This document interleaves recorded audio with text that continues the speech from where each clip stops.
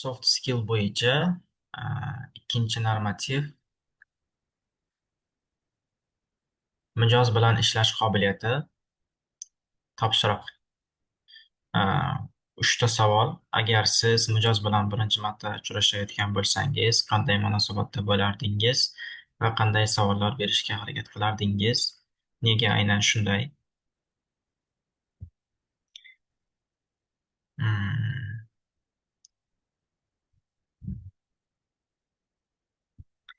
Man birinchi mijoz bilan ko'rishganda albatta birinchi bo'lib a, salom berib a, a, misol va u insondan veb-saytga qo'yilgan talablar haqida gapirib berishini so'ragan bo'lardim. Misol uchun a, mm, klient bizga murojaat qildi, ya'ni sayt yaratib berish bo'yicha. Tasavvur qilaylik. Misol uchun mijoz bizga murojaat qildi sayt yaratib berish bo'yicha. Bizani xizmatimizda bor bo'lganligi uchun biza mijoz bilan uchrashib, ko'rishib, o'sha loyiha haqida ma'lumot olishimiz kerak. Un- u mijoz bilan ko'rishgandan keyin avvalambor salom berib, mijozdan qanday sayt kerakligini va u sayt nimaga xizmat qilishini bilib olishimiz kerak. Misol uchun har xil saytlar bo'lishi mumkin. Misol uchun um, maishiy texnikaga oid sayt kerak bo'lishi mumkin mijozga, yoki kompyuter texnikalarini o'z ichiga olgan sayt bo'lishi mumkin. Yoki uy oldi sottisi bilan bo'lgan sayt bo'lishi mumkin, yoki va boshqalar. Biza qanday sayt kerakligini va u sayt nima uchun xizmat qilishini bilib olishimiz kerak bo'ladi avvalambor. Va yana so'raladigan narsalardan biri bu u saytda qanaqangi funksiyalar ishlatilishini so'rab olishimiz kerak. Misol uchun ro'yxatdan o'tishni ro'yxatdan o'tish tizimini xohlaysizmi, yoki sizni saytingizga to'lov to'lov tizimlarini qo'shib berish sizga ma'qulmi? Saytni dizayni qismini ham albatta so'rashni esdan chiqarmasligimiz kerak. Saytni dizayni u kompaniyaning yoki kompaniyaning logotipidan kelib chiqib ham sayt qilishimiz mumkin.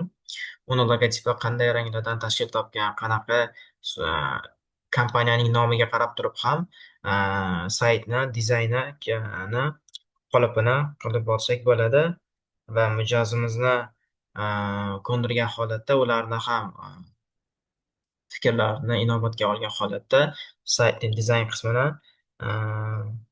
bilib olsak bo'ladi, qanday bo'lishini. Va qo'shimcha savollar bo'lsa, ya'ni saytga qanaqadir o'zgartirishlar kerak bo'lsa, loyiha ustida ishlanayotgan paytda u haqida xabar berib, ya'ni mijozimiz bizga xohlagan paytda xabar berib, agar loyihaga, ya'ni o'sha saytga o'zgartirish kiritmoqchi bo'ladigan bo'lsalar, bemalol o'sha o'zgartirib berishga tayyorligimizni aytishimiz kerak. Endi ikkinchi savol. Tasavvur qiling, nega aynan shunday? Chunki biza o'zimiz qilmoqchi bo'lgan saytni aniqlashtirib olishimiz kerak.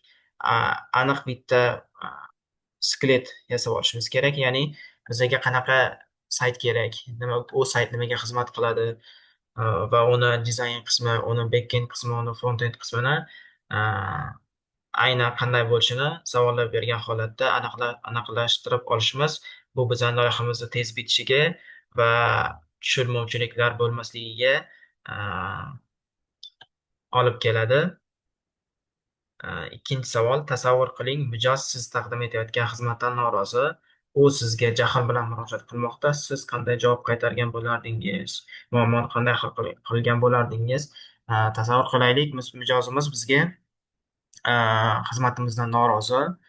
U bizga jahl bilan murojaat qildi. Birinchi navbatda o'zimni bosib olgan holatda va mijozimizni ham a, o'zlarini bosishni istab, ulardan aniq bitta muammo nimada ekanligini, ularga nega aynan bizni taqdim etgan saytimiz yoqmayotganini yoki qayerda xato va kamchiliklar borligini aniqlashtirib olishimiz kerak. Balki biz qilgan saytni ma'lum bir qismida qandaydir kamchilikni hisobiga mijozimizda shu norozilik hissi paydo bo'lgan bo'lishi mumkin. Biz uni birinchi o'rinda aniqlashtirib olishimiz kerak. Balki ularga qanday dizayn yoqmagandir, front-end qismi yoki back-end qismi yoki umuman logotipga mos bo'lmaganligi ularga xizmatdan norozi bo'lishga olib kelgandir. A, Ularni aniq bitta muammolarini biza tushunib olishimiz va a, unga a, unga решение, unga u muammoga решит qilishimiz kerak. U muammoga a, yechim topishimiz kerak. U qanday yechim bo'lishi mumkin? Aniq muammoni bilgandan keyin biz u muammo ustida o'ylab, unga mijozimizga eng to'g'ri kelgan va bizni ham o'zimizga ham to'g'ri kelgan a, yechimni aytishimiz kerak. Shundagina mijozimizga ham oson bo'ladi, bizni xursand bo'ladi. Chunki biz u xohlayotgan, u nimaga norozi bo'lganligini bilgan bo'lamiz, bilib olamiz va o'sha norozi bo'lgan muammoni bartaraf etishga harakat qilgan bo'lamiz. Va u orqali u kichkina muammoni hal qilish oqibatida mijozimiz ham xizmatimizdan norozi bo'lmaydilar, xizmatimizdan mamnun bo'ladilar va biz ham a, xizmat sifatini yaxshilagan holatda, dedlaynga amal qilgan holatda a, loyihamizni mijozimizga o'z vaqtida topshirgan bo'lamiz. O'shanda ikkita tomon ham xursand bo'ladi, xursandchilikda ketishadi. Biz faqat loyiha bilan ishlayotganda faqat o'zimizni o'ylamasligimiz kerak. Har doim mijozimizni, klient всегда прав degan gap bor. Har doim mijozimizni bitta уровень tepaga qo'yib turib, ularni hamma xohish va anaqalarini hisobga olgan holatda, ular xohlaganchalik biza ularni loyihalarini qilib bera olsak, biza bu ishimizdan mamnun bo'lamiz.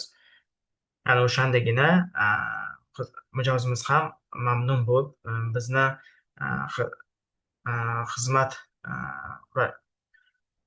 xizmat reytingimizni baholab, kommentariy qoldirib ketishlari mumkin bo'ladi.